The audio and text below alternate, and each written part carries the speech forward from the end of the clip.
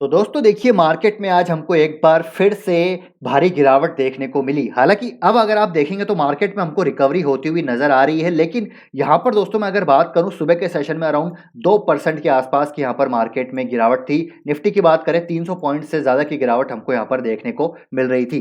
तो ये इसके पीछे का रीज़न क्या है? मेजर रीज़न जिसकी वजह से गिरावट हुई एंड यहाँ पर अब रिकवरी क्यों हो रही है? इसको दोस्तों हम यहाँ पर डिटेल में समझने की कोशिश करेंगे। तो इस वीडियो को दोस्तों पूरा ज़रूर देखिएगा क्योंकि इसमें हम बात करने वाले हैं एशियन पेंट्स के बारे में और एशियन पेंट्स में हमारी क्या स्ट्रैटेजी होनी चाहिए, क्या यहाँ से valuation at this point of time नज़र आ रहे हैं। क्रूड ऑयल की थोड़ी-सी हिस्ट्री भी आपको मैं बताने वाला हूँ, यहाँ पर क्या हुआ था पास्ट में, अब क्या हो रहा है एंड यहाँ पर एक गुड न्यूज़ की बात करेंगे दोस्तों क्रूड ऑयल के रिगार्डिंग आती हुई देखने को मिल रही है जिसकी वजह वजह से एक पॉजिटिव यहाँ पर इम्पैक्ट क्रिएट होता हुआ नज़र आ सकता है दूसरी कई सारी इकोनॉमीज़ में। तो वीडियो को दोस्तों अंत तक देखिएगा। काफ़ी सारी इंटरेस्टिंग डिटेल्स आपके लिए यहाँ पर मैं लाया हूँ एंड आपके साथ शेयर करूँगा ताकि आपको सारी जानकारी यहाँ पर मिल पाए। एंड यहाँ पर दोस्तों हमारी स्ट्रेटेजी क्या होनी चाहिए मार्केट में उसको भी थोड़ा बहुत समझने की कोशिश करेंगे। तो चलिए रीज़न पे चलते हैं मार्केट में क्यों गिरावट हुई सुबह के time. Fire eight Ukraine nuclear power plant after Russian attack. तो जी हाँ दोस्तों ये एक मेजर बड़ा कारण है। रशिया की जो आर्मी है रशियन ट्रूप्स है उन्होंने यहाँ पर यूक्रेन के न्यूक्लियर पावर प्लांट पर अटैक कर दिया था जिसकी वजह से फायर ब्रेकआउट हमको वहाँ पर होता हुआ देखने को मिला। एंड दोस्तों यहाँ पर हेडलाइंस में एक बहुत बड़ी न्यूज़ यहाँ पर आज के दिन में चल रही थी एंड इसको मार्केट में काफ़ी ज़्यादा आप देखिए एक नेगेटिव सेंटीमेंट जनरेट हुआ मार्केट में इसकी वजह से क्योंकि यहाँ पर ऐसा बताया जा रहा था कि यहाँ पर अगर ये फायर और ज़्यादा ब्रेकआउट होती है, फायर और ज़्यादा बढ़ती है तो कहीं न कहीं यहाँ पर रेडिएशंस निकलती हुई नज़र आ सकती है। अगर यहाँ पर रेडिएशन हुआ, न्यूक्लियर पावर प्लांट ब्लास्ट हुआ तो आप समझ सकते हैं इसका क्या इम्पैक्ट होता हुआ देखने को मिल सकता है और इसकी वजह से मार्केट में करेक्शन देखने को मिली। लेकिन अब रिकवरी क्यों हो रही है? तो रिकवरी के पीछे का रीज़न है दोस्तों अब ये जो ब्रेकआउट था, फायर ब्रेकआउट यहाँ पर जो ये फायर लगी थी प्लांट में इसको अब यहाँ पर काबू में कर लिया गया है एंड रशिया देखिए seizes Ukraine nuclear plants hours after attack. तो यहाँ पर इसको अब काबू में कर लिया गया है। जो रेडिएशन बताया जा रहा है अथॉरिटीज की तरफ से there is no immediate radiation rise was detected and essential equipments was unaffected by the fire at Europe largest nuclear power plant in Ukraine Zaporizhzhia. तो ये एक जगह है जहां पर ये यूरोप का सबसे बड़ा न्यूक्लियर पावर प्लांट है और यहाँ पर दोस्तों इसी की वजह से मार्केट में हमको एक गजब का नेगेटिव रिएक्शन देखने को मिला। लेकिन अब देखिए आप रिकवरी होती हुई नजर आ रही है और यहाँ पर दोस्तों बताया जा रहा था कि अगर ये पावर प्लांट यहाँ पर ब्लास्ट हो जाता, किसी प्रकार की रेडिएशन यहाँ पर देखने को मिलती तो it could be the worst. जी हाँ तो देखिए it will be the 10 times larger than Chernobyl. तो चेरनोबिल के बारे में आपने जरूर सुना होगा, कहीं ना कहीं स्टोरीज में पढ़ा होगा, मूवी देखी होगी। तो चेरनोबिल का दोस्तों जो रेडिएशन एक न्यूक्लियर आप कह सकते हैं कि त्रासदी थी 1986 में जो हुई थी बहुत ही जबरदस्त थी। उसके आफ्टर इफेक्ट्स बहुत ज्यादा हमको देखने को मिले और न्यूक्लियर जो काफी ज्यादा एक जोग्राफिकल इवैक्यूएशन उस टाइम पे हमको देखने को मिला। तो उससे भी 10 गुना बड़ी यहाँ पर आप कह सकते हैं कि ये त्रासदी हो सकती थी अगर यहाँ पर कुछ ऐसा होता तो। अब यहाँ पर सब चीज़ नॉर्मल हो चुकी है, यहाँ पर कंट्रोल कर लिया गया है तो मार्केट इसको एज ए पॉजिटिव तरीके से हमको यहाँ पर लेता हुआ देखने को मिल रहा है। तो ये था दोस्तों मेजर रीजन गिरावट का एंड रिकवरी का। तो आई होप यहाँ पर आपको समझ आ गया होगा। अब यहाँ पर दोस्तों क्रूड ऑयल की बात करते हैं तो क्रूड ऑयल की अगर आप देखें प्राइसेस जो है $110 पर बैरल यहाँ पर हमको देखने को मिल रही है और ये यहाँ पर कल के दिन की अगर बात करें तो यहाँ पर दोस्तों करीब करीब $120 प्रति बैरल यहाँ पर हमको क्रूड ऑयल के प्राइसेस जाते हुए देखने को मिला था। और यहाँ पर वीकली चार्ट है, अगर मैं डेली चार्ट पे आपको दिखाऊं तो आप देखिए डेली चार्ट पे यहाँ पर थोड़ी सी कूल ऑफ होता हुआ नजर आ रहा है और इसी की वजह से दोस्तों आप देखिए एशियन पेंट्स में भी हमको वापस थोड़ी बहुत रिकवरी आती हुई देखने को मिल रही है। और क्रूड ऑयल के प्राइसेस जितने बढ़ेंगे तो एशियन पेंट्स और पेंट्स कंपनी जितनी भी है उन पे हमको प्रेशर देखने को मिलेगा।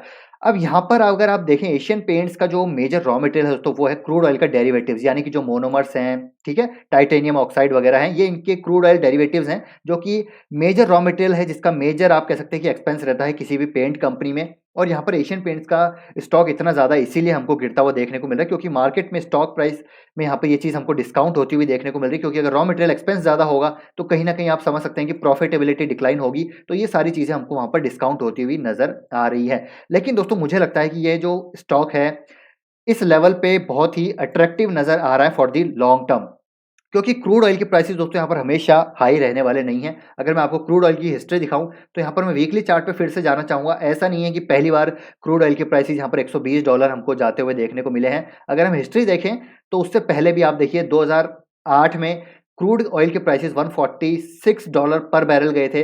फिर 2011 से लेकर 2013 तक आप देख सकते हैं करीब यहाँ पर प्राइसेस $128 पर बैरल गए थे। एंड अगेन ये सिचुएशन हमको देखने को मिल रही है और उसके बाद कूल ऑफ होता हुआ भी नजर आता है। उसके बाद आप देखिए क्रूड ऑयल के प्राइसेस यहाँ पर अगेन ऑन एन एवरेज आप देखिए तो $60 to $70 के आसपास चलते हैं। तो भविष्य में ये चीज़ हमको वापस से कूल ऑफ होती हुई देखने को मिलेगी, क्रूड ऑयल प्राइसेस वापस से नॉर्मल होते हुए नजर आएंगे। ऐसा नहीं है कि हमेशा ही क्रूड ऑयल के प्राइसेस ऊपर जाते हुए देखने को मिलेंगे। तो एशियन पेंट्स भी दोस्तों यहाँ पर आपको हमेशा गिरता हुआ देखने को नहीं मिलेगा, क्योंकि एशिया की one of the biggest paint company है, एक मोनोपोली है, आप कह सकते हैं कि एक मोट है इनके पास, सप्लाई चेन मोट है, गजब की यहाँ पर मैनेजमेंट है। तो इस लेवल पे अगर आपका लॉन्ग टर्म का नजरिया है तो आप इसको बाय कर सकते हैं। मैं वैल्यूएशन की वाइज बात करूं तो ये दोस्तों जो अभी वैल्यूएशन पे है आई थिंक 80 के पीई या 75 के पीई के आसपास चल रहा है, जो कि अपने हिस्टोरिकल इसका जो पी है वो 65 के आसपास है आई थिंक, तो उसी के आसपास चल रहा है। तो इस लेवल पे आप इसको ऐड करना चालू कर सकते हैं। अगर आप देखिए सोच रहे हैं कि यार हमको 30% CAGR से एशियन पेंट्स में ग्रोथ मिलेगी, तो ऐसा नहीं होगा,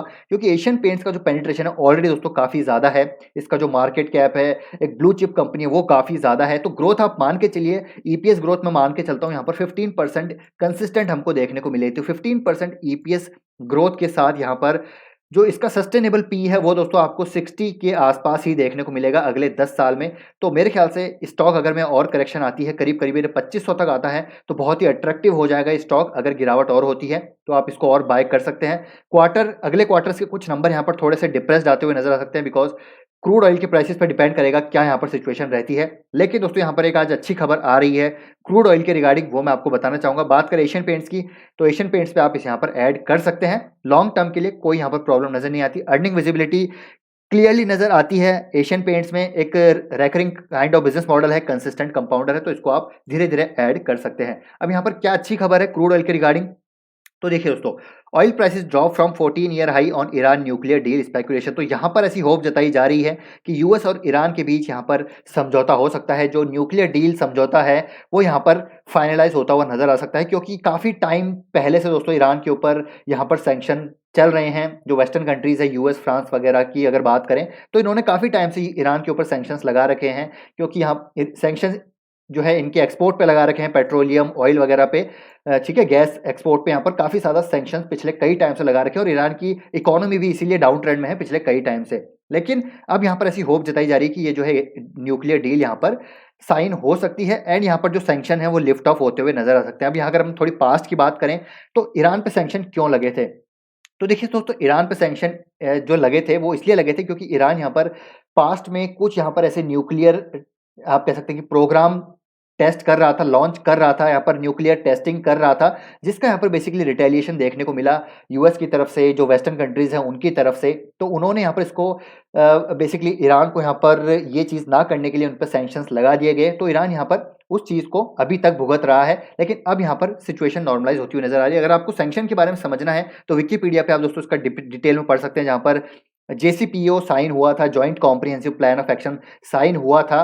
तो उसके तहत यहाँ पर काफ़ी ज़्यादा आप कह सकते हैं कि इसने ईरान ने यहाँ पर इस एग्रीमेंट को यहाँ पर फॉलो नहीं किया था, तो लगातार इन पर सैंक्शंस लगते हुए देखने को मिले। और यहाँ पर जो ये सैंक्शंस हैं, ट्रंप ने भी विड्रॉ कर लिया था, यहाँ पर जो न्यूक्लियर डील है इसको विड्रॉ कर लिया था, बिकॉज ईरान यहाँ पर लगातार आप कह सकते हैं कि इस एग्रीमेंट के विरुद्ध जा रहा था। लेकिन अब यहाँ पर ऐसी सिचुएशन नजर आ रही है कि यहाँ पर ये चीज़ हमको वापस से रिजॉल्व होती हुई नजर आ सकती है। तो आप देख सकते हैं, amid global crunch Iran says it will step up oil output US once US sanction lift. तो यहाँ पर क्या पॉजिटिव है क्रूड के लिए, तो अगर दोस्तों यहाँ पर सैंक्शन लिफ्ट होते हैं तो ईरान का ऑयल हमको मार्केट में वापस आता हुआ देखने को मिलेगा। जी हाँ दोस्तों, अभी आप देखेंगे तो पूरा सप्लाई डिमांड यहाँ पर बिगड़ा हुआ है। क्रूड ऑयल का सप्लाई बहुत ही कम है, डिमांड काफ़ी ज़्यादा है। इसी की वजह से प्राइस हमको क्रूड के बढ़ते हुए देखने को मिल रहे हैं।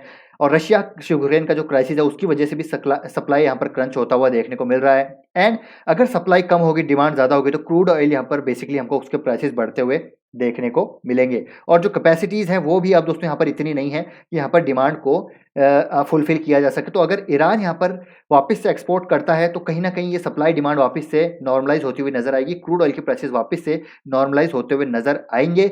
एंड यहाँ पर ये जो सिचुएशन है वापस से नॉर्मलाइज़ होती हुई नज़र आएगी, तो आप समझ सकते हैं कि इंडिया की इकोनॉमी पे भी यहाँ पर एक पॉजिटिव इम्पैक्ट पड़ता हुआ नज़र आएगा और इसी वजह से आप देखिए थोड़ा बहुत रिकवरी हमको देखने को मिल रही है। एंड यूएस ने भी यहाँ पर बोल दिया है कि US says Iran nuclear deal close but not certain. तो यहाँ पर डील क्लोज है ऑलमोस्ट बट सर्टेन नहीं है। अगर यहाँ पर क्लोज होती है तो और भी ज़्यादा पॉजिटिव रिएक्शन हमको देखने को मिलेगा।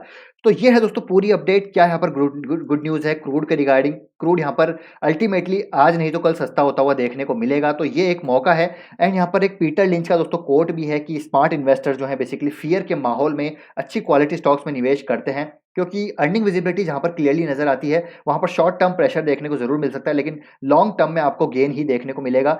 तो यहाँ पर जो भी क्वालिटी स्टॉक्स में मेरे ख्याल से अभी फियर का माहौल है वहां पर आपको जरूर बाइंग करनी चाहिए। तो मुझे कमेंट करके जरूर बताइएगा दोस्तों, क्या अभी आप फियरफुल हैं, ग्रीडी हैं, या फिर आप कुछ नहीं कर रहे, मतलब यू आर डूइंग नथिंग। तो आप क्या कर रहे हैं कमेंट करके जरूर बताइएगा। बात रही स्ट्रेटेजी की, तो अगेन मैं कहना चाहूंगा मार्केट इंडिया की इकोनॉमी पे हमको निवेश करना है। ये न्यूक्लियर वॉर यहाँ पर हो सकता है बढ़ती हुई नजर आ जाए, हालांकि अभी कोई वेस्टर्न कंट्रीज यहाँ पर दूसरी कंट्री का इंटरवेंशन नहीं है, लेकिन जैसे इंटरवेंशन होगा तो कहीं ना कहीं न्यूक्लियर सिचुएशन भी आ सकती है। लेकिन ऐसा मुझे लगता है it is most unlikely to happen. लेकिन अगर न्यूक्लियर सिचुएशन पैदा हो गई तो कहीं ना कहीं दोस्तों यहाँ पर इकोनॉमीज़ ही खत्म हो जाएगी, एसेट जो इक्विटी क्लास है वही खत्म हो जाएगी, दूसरी एसेट्स ही खत्म हो जाएगी, तो उसका कोई मतलब बनता नहीं है। लेकिन जैसे मैंने बोला यहाँ पर पहले भी वॉर्स हुई हैं कई सारी, लेकिन आज के टाइम पे आप देखेंगे तो अगेन यहाँ पर मार्केट हमको ऊपर ही देखने को मिलेगा। एंड एक बुल रन के बाद ये फेज कंसोलिडेशन वाला, ये करेक्शन का फेज तो आता ही है, ये हम पहले से ही बोल रहे हैं। तो इसका फायदा उठाइए, लॉन्ग टर्म में इसी टाइम पे आप पैसा लगा के वेल्थ बना सकते हैं। तो ये थोड़ी बहुत दोस्तों यहाँ पर जो अपडेट्स है आपके साथ मैंने यहाँ पर शेयर की। आई होप यहाँ पर वीडियो आपको इन्फॉर्मेटिव लगा होगा। वीडियो पसंद आए तो लाइक कीजिए, आपके थॉट प्रोसेस जरूर शेयर कीजिएगा और कमेंट करके जरूर बताइएगा क्या फियरफुल हैं, ग्रीडी हैं, या आप कुछ नहीं यहाँ पर कर रहे हैं। तो मिलते हैं दोस्तों आपसे नेक्स्ट वीडियो में। Till then take care, bye bye.